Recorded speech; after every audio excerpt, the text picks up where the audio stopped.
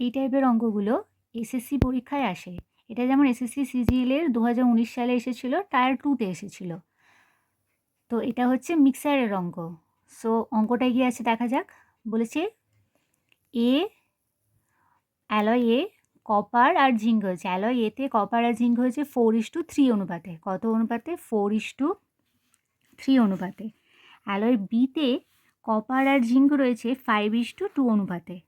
A and B are taken and the ratio of 5:6 and melted from a new alloy. তাহলে বলেছে প্রথমে আমরা দেখবো অ্যালয় এতে জিঙ্ক আর কপার কী কী অনুপাতে আছে। তো ফার্স্টে লেখা যাক অ্যালয় এ। অ্যালয় এতে কপার আর জিঙ্ক, কপার আর জিঙ্ক। তো কপার আর জিঙ্কের অনুপাতটা কত আছে অ্যালয় এতে? 4:3-তে। তো এবার অ্যালয় বিতে কতটা আছে সেটা দেখব। অ্যালয় বিতে কপার আর জিঙ্ক আছে 5:2 অনুপাতে। সো 5:2। অ্যালয় এতে লিখে নিয়েছি কপার আর জিঙ্ক কত আছে, অ্যালয় বিতে লিখে নিয়েছি কপার আর জিঙ্ক কত আছে। এবার এদের টোটালটা দেখব কি আসছে আমার। 4:3 করেও আমার 7 আসছে, আর 5:2 এটাও টোটাল করে আমার কত আসছে? 7 আসছে।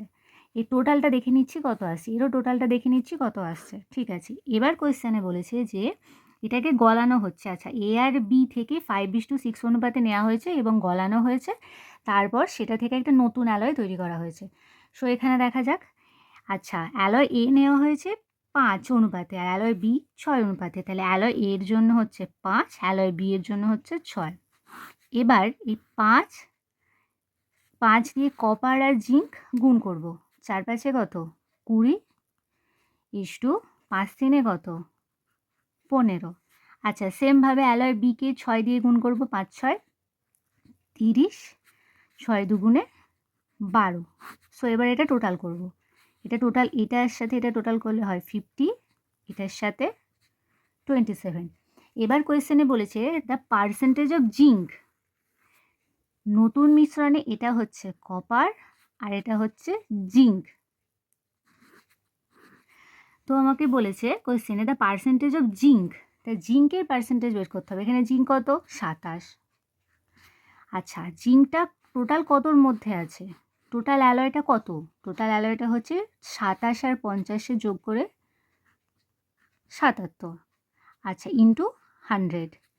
এটা কত হয়ে যাবে? 20/77। এটা অ্যাপ্রক্সিমেটলি হয়ে যাবে 35%।